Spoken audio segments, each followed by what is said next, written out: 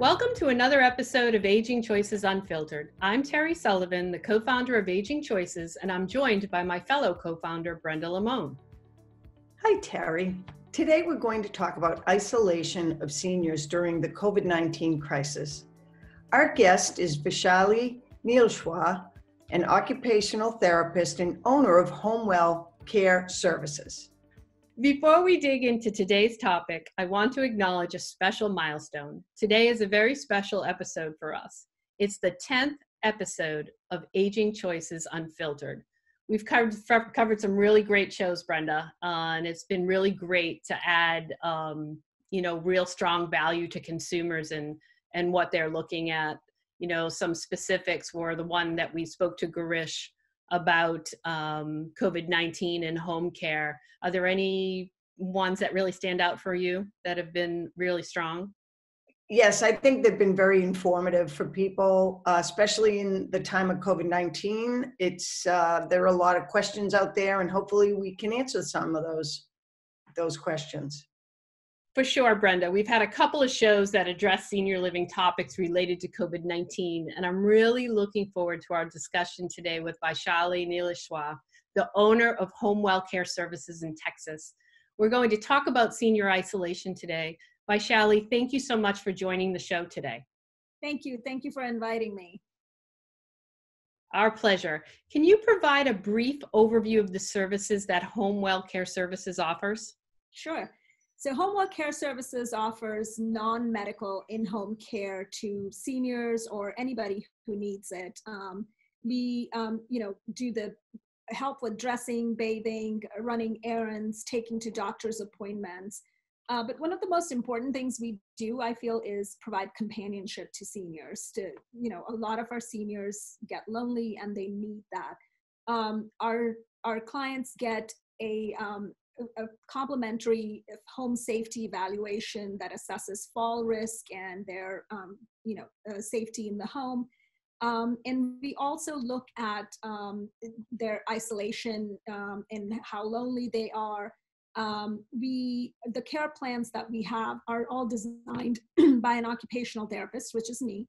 And so our focus is a lot on the physical and mental well-being of our clients. Yeah, very often the priority is the physical well-being of patients or customers. But can you talk a little bit about the emotional impact that COVID-19 is having on seniors? I know firsthand with my folks that, they are isolated in their room, and it's really can be very emotional. Can you talk a little bit about what you're seeing? Sure. So isolation is basically being removed from a community. Mentally and physically, but the isolation can be real or perceived. So since COVID-19 pandemic started, our seniors have really been isolated.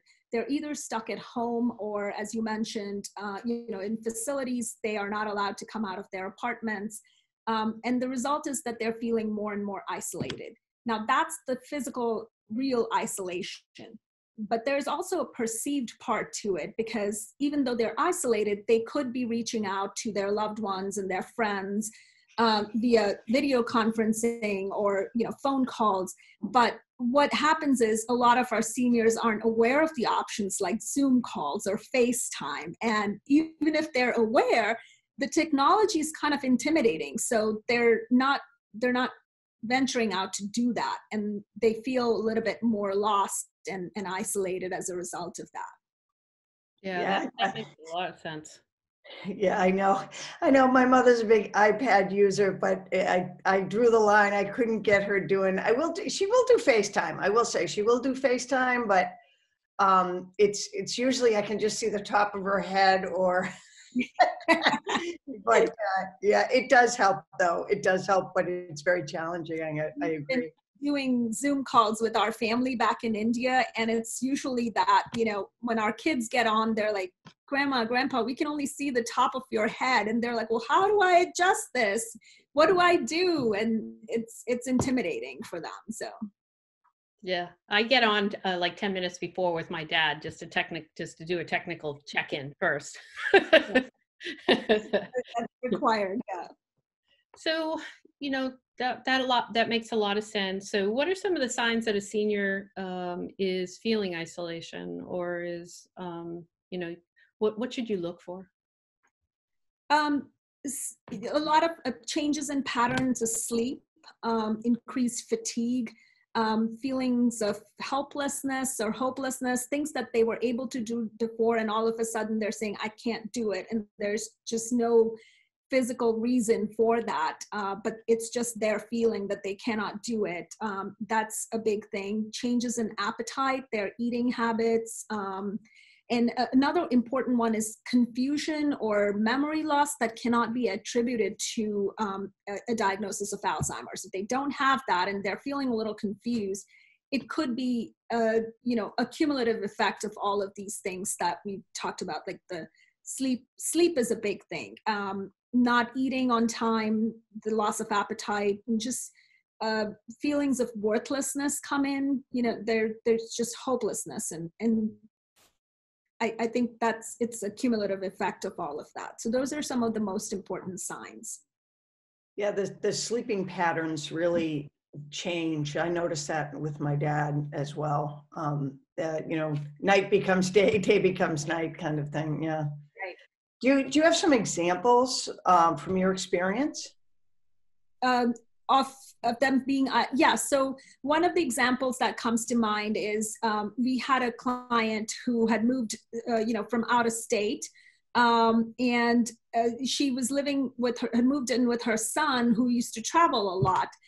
So she was starting to feel isolated. She didn't have any friends here, and then she had to have a medical procedure, which left her unable to drive.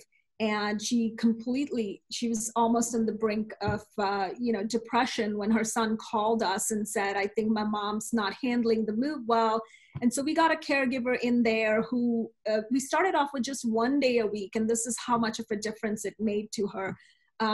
That day when the caregiver went in, they were able to go out and eat. And this is pre-COVID. So, they were able to go out and do activities and go to a museum. My caregiver was able to drive her out there, and just having that conversation in the home while her son was out working really helped her get back on her feet and recover from that procedure she'd had. Another example that comes to mind is we have a client who, suddenly became ill and had to have a G-tube put in, memory loss, and his wife is physically able but not able to take care of him. And so when we got our caregivers to go in there, she started to feel very isolated because she wasn't able to contribute to his care. It was becoming more and more specialized, and she wasn't physically able to do that.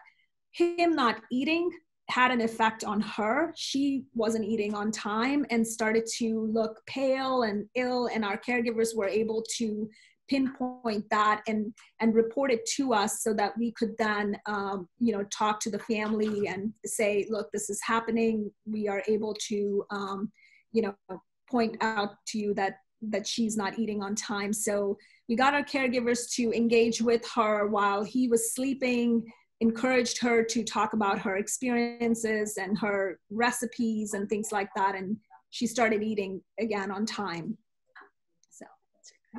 Those were great examples, Vaishali. Can you share with us what measures you take as a care provider to help residents when they're dealing with isolation? Our goal is to recognize that signs of isolation early on before they lead to more serious things like depression or other mental issues.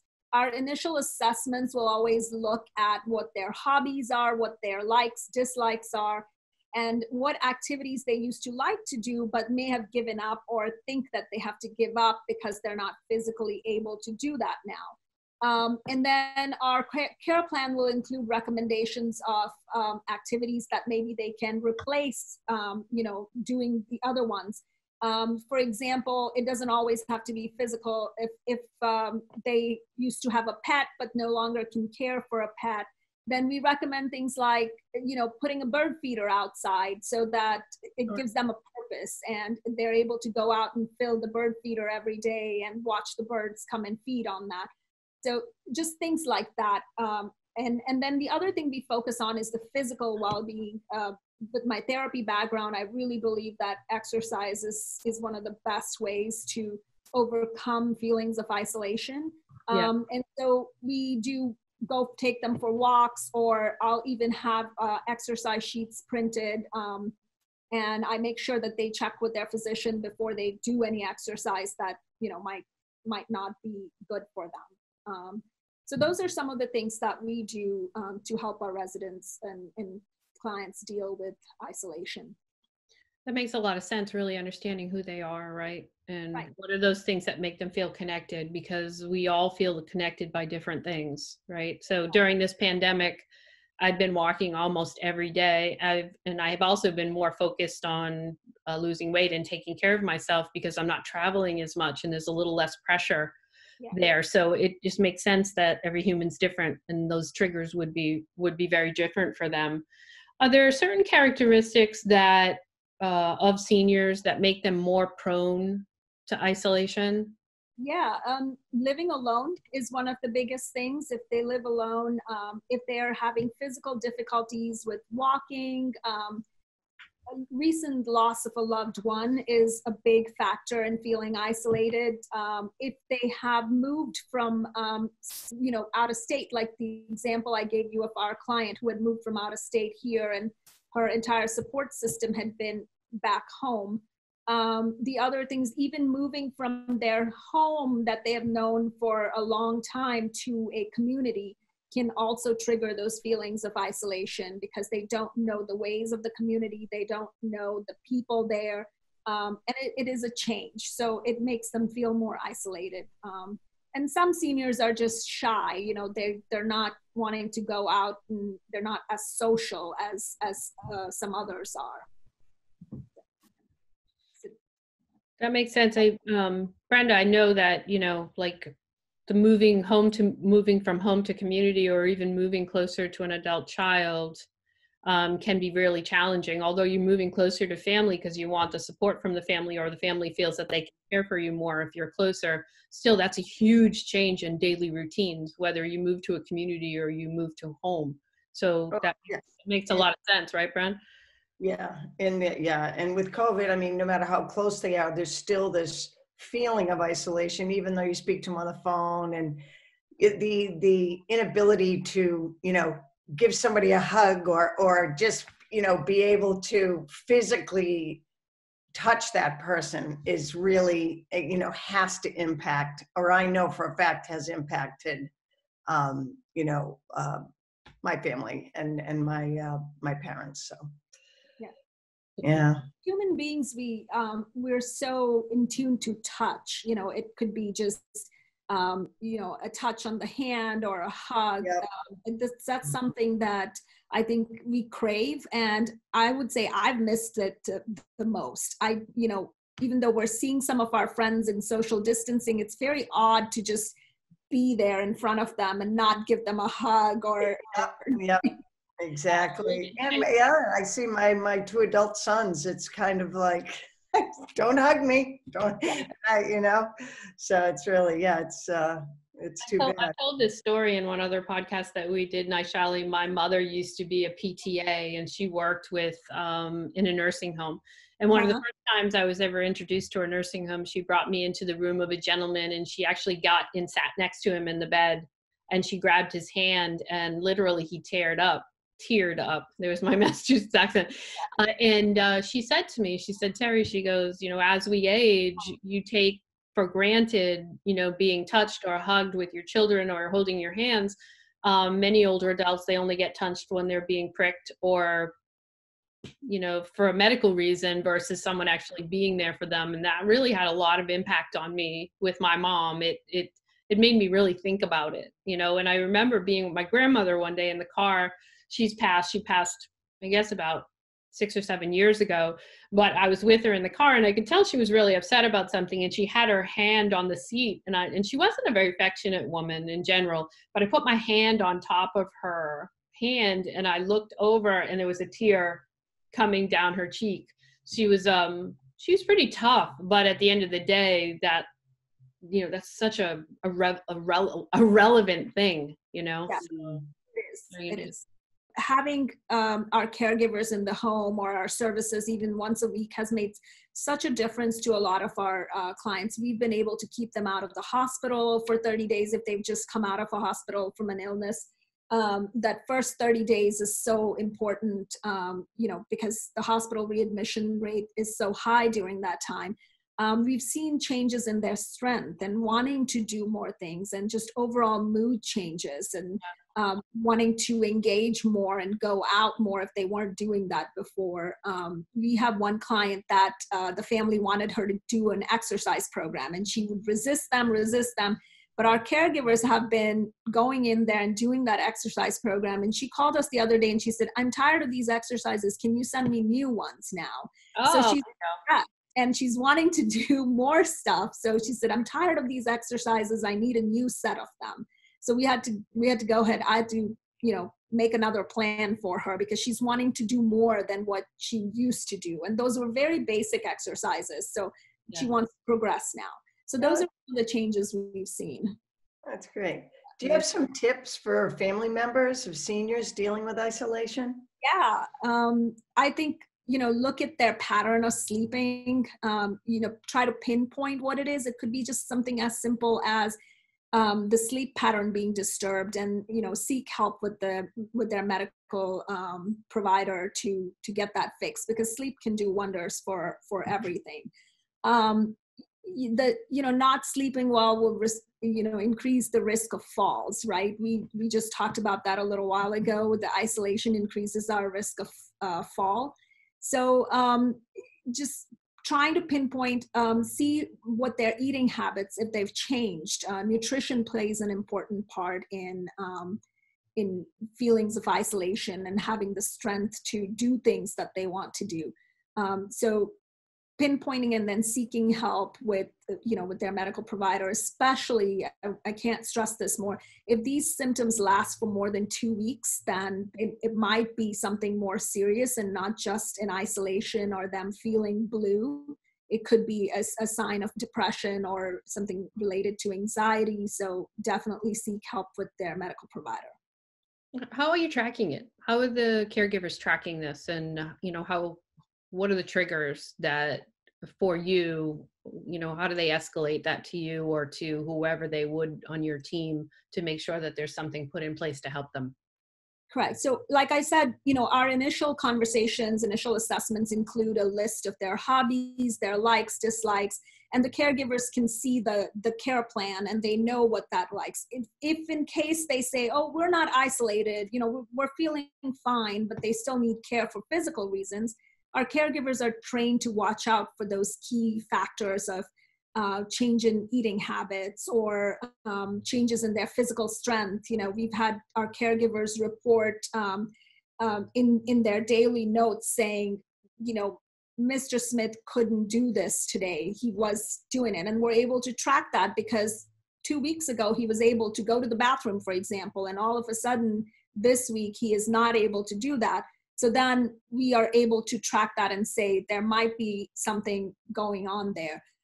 We do pop-in visits with our clients after we read the notes so that we're kind of keeping track of what's happening and, make sure that our caregivers are noticing everything that needs to be noticed. And we'll do those pop-in visits and talk to them sometimes when the caregiver's there or when not there, so that we get a clear picture of what is actually happening in the home. So those are some of the things that we do. Since COVID-19 started, we're having to do that on a more virtual platform, like we'll call them or FaceTime with them and do it that way. Okay, sounds good. I will, so many of our listeners, Vaishali, may be the older adult themselves, right? And they may be independent right now. They may be living at home. COVID-19 is brand new for all of us. None of us have ever lived through it.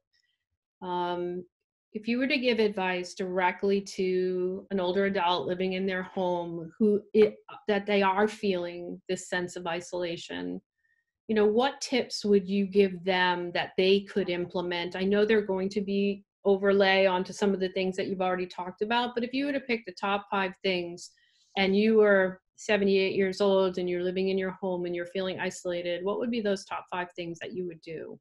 So I would encourage them to, look at non-traditional ways of socializing or communication. So again, Zoom calls or FaceTime. To do an exercise class or yoga class that are now being offered on virtual platforms. So a lot of these are, gyms have gone virtual. There are classes on there. As a therapist, I'm a big proponent of exercise. I think exercise can fix a lot of things physically, emotionally. I exercise every day myself. Certainly, consult with your physician before starting any kind of a new exercise plan. Definitely make sure that you are doing it with a trained person.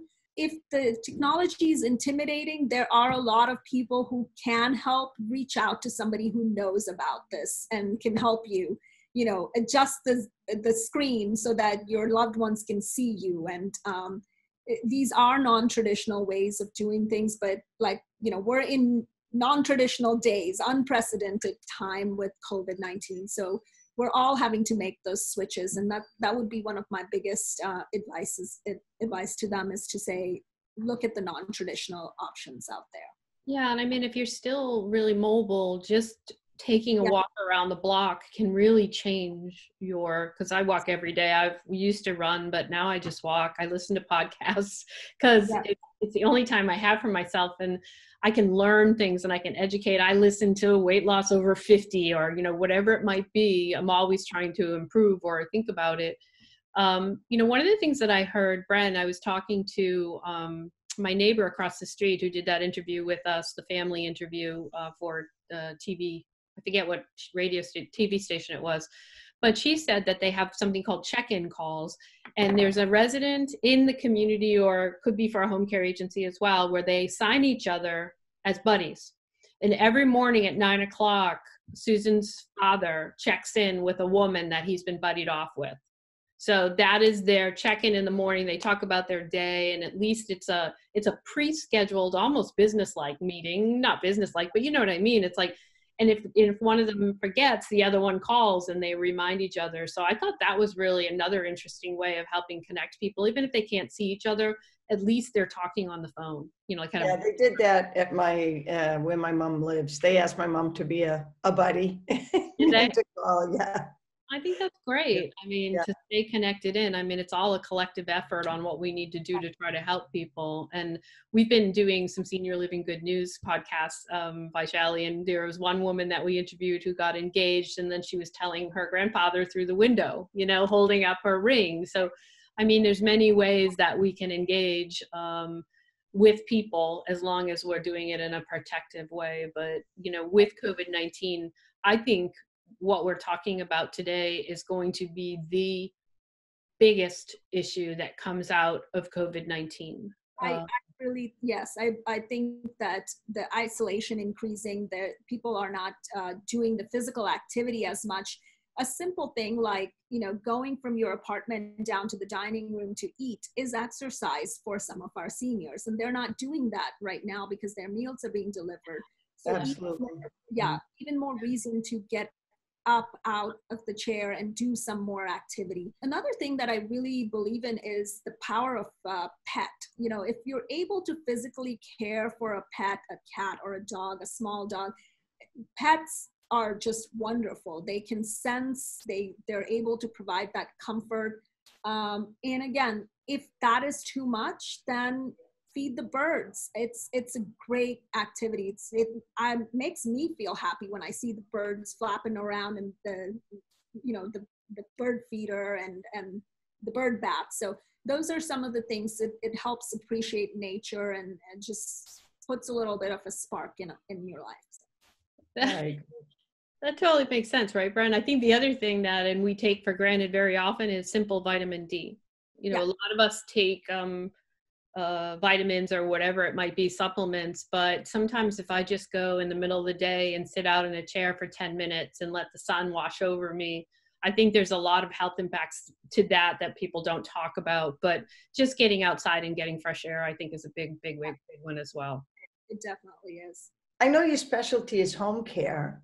Can you give our listeners some feedback on congregate living or senior living as an option if they're very social? I know home care providers also do visit senior living communities. Correct. I think senior living communities are a great option for somebody who, doesn't want to be in a big house taking care of that and wants to be near more people.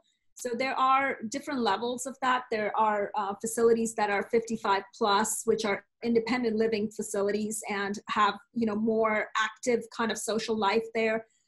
So those are great depending on what level you're at or what age it is. Assisted living facilities are absolutely great because they already have social calendars planned. So if you're one of those people who doesn't want to put too much thought into planning your social calendar, but you need to be with people, then those are great options. And of course, our caregivers can also go in, even if you are living in an assisted living facility, but don't really socialize and like that more one-on-one, then your option is to get a caregiver in your apartment and do that more one-on-one socialization and then engage in other activities when you can. That's great. That's awesome. So if you were to, speak to consumers out there, and I know your passion is behind isolation and what we can do to help people, in parting words, what would you like to share with our listeners out there on isolation and COVID-19? Feel free, whether it's your own experience or whatever you'd like to share, please feel free. I think don't be afraid to ask questions. If you see somebody who's alone and you think maybe feeling lonely, reach out to them and ask them how their day is going. What do they do during the day and how you could help. Small things like, just maybe even taking your own pet over there and letting them play with your dog can really perk up their day. Whenever I worked in facilities, we did pet therapy a lot where people would bring their pets in and do that. And we saw the difference in the residents, remarkable change, even within that hour and that day. And they're looking forward to these pets coming in. So these are little things that you can do. If you have a neighbor who's living alone, ask them to go for a walk with you, just take them down the street. That little bit of exercise would really help. Somebody who is not doing that on a regular basis. So those are some of the things we can do to help our neighbors and our seniors in the community. Yep. Well, I got chills when you said that, because if you just take a couple of minutes, Yeah. It doesn't take a lot just to ask a couple of questions and check in with someone. Right. My boys are 15 and 13, and Tommy goes over next door and checks in with Penny. She lost her husband last year. So it's the little things. If you could just be aware of what's going on around you. When we were at the last conference, do you remember, were you sitting with me when that pet therapy dog came up and leaned against me? Yes, I remember that. They had like oversized. Actually, it was in San Antonio, yeah. It was like a poodle, a large oversized poodle, and it came over to me out of nowhere, and I was sitting and it leaned up against me, and the handler or owner, I don't know what the language is, right, but he came over and or was it she? I can't even remember now. Oh no, I can't remember. But she or he said, "Oh well, she senses stress, and you were stressed." I was stressed. That maybe you need to." The dog picked up on it. I remember that. Yeah. Yeah, and that person said, "Well, she'll leave when she's ready." It's like, no problem. I love dogs. So we had to pry the dog off of Terri. Oh, yeah. I'm just kidding. Yeah, probably should have came home with me on the plane. But anyway, you're so right. Pets can make such a difference in people's lives. It does in our lives too. I mean, we have cats. I'm really a dog person, but we have cats because I travel so much, or we like to ski and we don't want to leave a dog by itself. But my kids have so attached themselves to the cats, and you can just see that they find so much right out of it, so it makes a lot of sense. Well, thank you for joining us today.